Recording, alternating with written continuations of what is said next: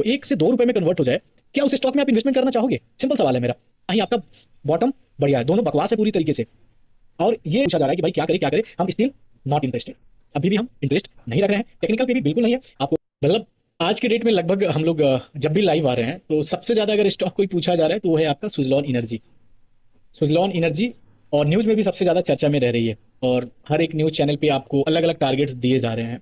But in fact Suzlon energy की मैं बात करूं तो सबसे इंपॉर्टेंट ये समझना होगा कि इसका बिजनेस मॉडल और साथ में ये फंडामेंटल्स पे कितना बढ़िया है।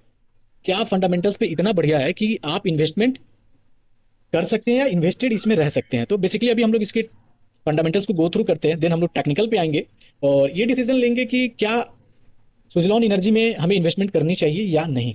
तो अगेन लार्ज कैप और करेंट मार्केट प्राइस 76, और पिछले एक साल का मतलब 52 वीक का हाई 84.4 का रहा है और लो 19.4। तो सिंपल सा यही आपको शो कर रहा है ऑलमोस्ट मोर देन 4x की रिटर्न आपको एक साल में आपको सुजलॉन एनर्जी दे चुकी है। आरओसी और आरओई बहुत बढ़िया है, कोई दिक्कत नहीं आरओसी और आरओई पे। बट अभी पीर कंपेयर हम लोग नहीं करेंगे, सबसे पहले इसके हम प्रॉफिट एंड लॉस पे देख चेकआउट करते हैं ईयर वाइज, ठीक है। राम राम भाई, हम लोग बाकी तो इसके बाद क्वेश्चन आंसर सेशन देख लेंगे, ठीक है। तो सबसे पहले अगर हमारे पास डेटा जो हमारी स्क्रीन पे है 2013 से है, तो अगर आप देखेंगे 2013 में इसका जो सेल्स होती थी टॉप लाइन जिसको हम बोलते हैं 80 मोर देन 18,000 था। 2014 में मोर देन 20,000, 15 में अब आपका डिक्रीज होता है और ये आ जाता है लेस देन 20,000। ये अभी टॉप लाइन की मैं बात कर रहा हूँ, बॉटम लाइन अभी नहीं आ रहे हैं हम। अभी सिर्फ 2016 में यानी 2016 less than 10,000, 2017 12,000 plus, 2018 8,000, 5,000, less than 3,000, 3,300, और डायरेक्ट यहाँ डबल हो जाता है 6,000, फिर और 65। तो अगर टॉप लाइन की आप बात करेंगे तो एक तो कंस्टेंट नहीं है, और हर साल इसमें आपको गिरावट ही देखने को मिला है। हर साल अगर 2013 में आप देखेंगे 2013 में जहां पे 19,000 सीआर का सेल्स कर रहा था, 2014 में 20,000 एवॉब था, और करंट में आपका 2024 में पिछले 10 साल में 6 यानी 3x से भी ज्यादा का गिरावट आपको मिला है इसके सेल्स में। अगर आप बॉटम लाइन की बात पे आ जाइएगा नेट प्रॉफिट, तो अगेन ये कंटिन्यूअस इसके लॉसेस बढ़ रहे थे। मतलब net profit -4,732 loss, net loss था इसका 3,548 लॉस, 9,000 मोर देन 9,000 का लॉस, कंटिन्यूअस लॉस मेकिंग ये एंटिटी रही है। अगर पिछले 2-3 साल से आप देखेंगे 2022 से, तो यहां से जहां पे माइनस नेगेटिव 177 सीआर का नेट लॉस कर रहा था, डायरेक्ट आपका ये आ जाता है 2,887 सीआर का प्रॉफिट में। फिर देखो फिर भी यहाँ पे ग्रो होना चाहिए था जो कि नहीं हो रहा है, 660 अगेन 862। तो ना ही टॉप लाइन इसका कंस्टेंट है, इंक्रीजिंग ऑर्डर में है, या मेंटेन्ड भी रखा है। चलो भाई हम 10,000 सीआर का हम कर रहे हैं तो अगले बार 10,100 कर रहे हैं, 500 कर रहे हैं, कुछ भी नहीं। ना ही टॉप लाइन बढ़िया है, ना ही आपका बॉटम बढ़िया है, दोनों बकवास है पूरी तरीके से।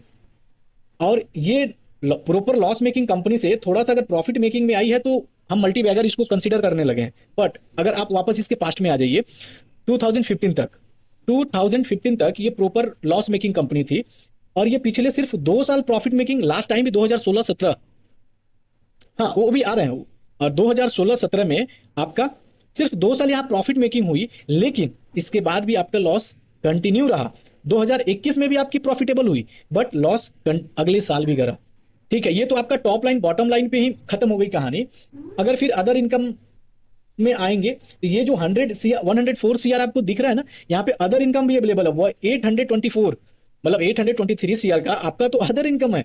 तो अदर इनकम यानी बिजनेस मॉडल के अलग से ये पैसे कमा रही है मेन कोर बिजनेस से। तो टॉप लाइन बॉटम लाइन पर एक नजर में आपका सिंपल एक ही चीज है, अब तक मुझे पसंद नहीं है। ठीक है, प्रॉफिट मेकिंग की तरफ मूव कर रही है, बट वो कंस्टेंट नहीं है, क्योंकि ये देखकर हम मल्टीबैगर इसको नहीं मानेंगे, क्योंकि लास्ट टाइम भी इसने प्रॉफिटेबल मेकिंग कंपनी एंटिटी हुई थी, बट उसके बाद भी फेल करा है ये लगातार। और यहाँ चलिए बैलेंस शीट पे भी एक बार नजर हम लोग देख लेते हैं। देखिए कंपनी, हाँ यहाँ पे थोड़ा कंपनी अपने आप को बेहतर करी है, बेहतर करने की कोशिश कर रही है। कल तक जो रिजर्व कैपिटल तक कंपनी के पास नहीं थी, और रिजर्व कैपिटल नेगेटिव था, और लोन आपका ऑलमोस्ट 2,000 सीआर के पास में था। बट 2024 में काफी बेहतर परफॉर्म करा है, रिजर्व कैपिटल भी कंपनी के पास हो चुका है, और लॉस भी अपने खत्म, ऑलमोस्ट लोन खत्म कर दिए हैं। तो ये चीजें बैलेंस शीट पे बेहतर दिख रही है। एसेट, ठीक है, एसेट यानी इस कंपनी ने अपने एसेट को हटाए हैं, आई थिंक सो। ये सारी चीजें जो खत्म करी है ना, अगर आप फिक्स्ड एसेट देखेंगे तो कंपनी के पास एसेट हुआ करती थी, और ये एसेट कंपनी अपना सेल आउट, प्रोबेबिलिटी है कि ये सेल आउट कर दिया होगा। और कंपनी के पास एसेट में लैंड भी हुआ करती थी, जो आज के डेट में कंपनी के पास नहीं है। कंपनी के पास बिल्डिंग हुआ करती थी, जो आज के डेट में नहीं है। तो अगर आप कंपनी के पास प्लांट मशीनरीज थी जो लगभग 3000 सीआर की, जो आज के डेट में इस फाइनेंशियल ईयर 24 के फाइनेंशियल डेटा में हमें देखने को नहीं मिल रही है। तो एसेट कंपनी कहीं ना कहीं, देखो एसेट कंपनी के पास कितनी थी, 12 मोर देन 12,000 सीआर के अबव थी, और आज के डेट में एसेट के नाम पर लेस देन 1000 सीआर भी है। कैश फ्लो नेगेटिव से पॉजिटिव हो रहा है, बट ठीक है। शेयर होल्डिंग प्रमोटर, ठीक है, फ्लैट अभी कंस्टेंट है। एफआई इन्वेस्टमेंट बढ़ाया है अपना, डीआई भी बढ़ाया है। पब्लिक सेक्टर का थोड़ा घटा है क्योंकि आपका एफआई प्रमोटर का एंट्री है। तो ओवरऑल अगर बैलेंस शीट पे कंपनी सही है, बैलेंस शीट पे अभी अच्छा कोशिश कर रही है, और बैलेंस शीट पर ये सिर्फ पहला साल है, ये बैलेंस शीट पर फर्स्ट ईयर है 2024 जहां मुझे ठीक नजर आई है। बाकी इससे पहले कहीं मुझे अच्छी नहीं लगी है पिछले 10 साल में। और प्रॉफिट एंड लॉस यानी टॉप लाइन बॉटम लाइन पे अभी भी हम बहुत सेटिस्फाइड नहीं है। तो अगर मेरे से पूछेंगे फंडामेंटल को देखते हुए इन्वेस्टमेंट के लिए, तो अभी नहीं, इसको साल 2 साल मुझे और चेकआउट करना चाहिए। मुझे देखना चाहिए कि भाई साल 2 साल या कम से कम 2024-25 का जो फाइनेंशियल डेटा इनके आने वाले हैं, क्वार्टरली रिजल्ट्स, उस पे नजर हम लोग को पूरा रखना चाहिए। तब हम लोग एक डिसीजन ले पाएंगे कि फंडामेंटल्स इस पे हमें जाना चाहिए या नहीं, फंडामेंटल बेसिस पे।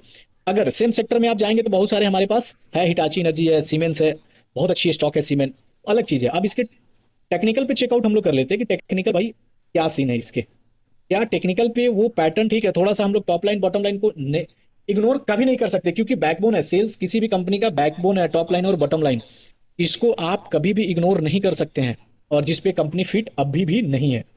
और टेक्निकल पे हम बात करते हैं तो सिंपल सा लॉजिक है भाई, इसका ऑल टाइम हाई ये कंपनी ऑलमोस्ट 2300 के पास में थी, और 2300 से जब इसमें लोअर सर्किट पे लोअर सर्किट लगा, तो भाई किसी को सेल आउट करने निकलने का टाइम नहीं मिला था।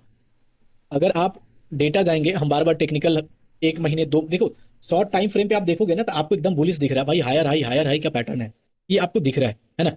बट जब आप पूरा टाइम फ्रेम पे चेकआउट करेंगे, और ये टाइम है आपका 2008 से जो इसमें ब्रेकडाउन आया, वो निकलने का अपॉर्चुनिटी नहीं दिया। और 2008 यानी में जिसका भी इन्वेस्टमेंट था इसमें, आप उनसे पूछेंगे तो वो जीवन में कभी सुजलॉन एनर्जी में इन्वेस्टमेंट नहीं चाहेगा। जो स्टॉक 3002 से मतलब कितने लो, कितना आ चुका था ये, लगभग 3 रुपए 2 रुपए, जिसके प्राइस 1 रुपए तक लो 1.8। मतलब सोच कर देखो यार, 3000 3000 वो 1 से 2 रुपए में कन्वर्ट हो जाए, क्या उस स्टॉक में आप इन्वेस्टमेंट करना चाहोगे? सिंपल सवाल है मेरा। आप अगर पिछले कुछ टाइम फ्रेम पर ये रनअप दिख रहा है, तो हो सकता है ये मैनेज किया जा रहा हो। आपको न्यूज चैनल पे बिल्कुल इसका 300 300 तक का टारगेट आपको मिल रहा होगा, मोस्ट प्रोबेबली जा भी सकता है, ऐसा नहीं है कि मैं बोल रहा हूं कि नहीं जाएगा। क्योंकि अभी भी जो सेल्स होनी चाहिए टॉप लाइन कंपनी की, वो कॉन्फिडेंस मुझे अभी भी नहीं दे रहा है ये कंपनी। जो हर दिन मेरे से पूछा जा रहा है कि भाई क्या करे क्या करे, हम स्टिल नॉट इंटरेस्टेड। अभी भी हम इंटरेस्ट नहीं रख रहे हैं, टेक्निकल पे भी बिल्कुल नहीं है।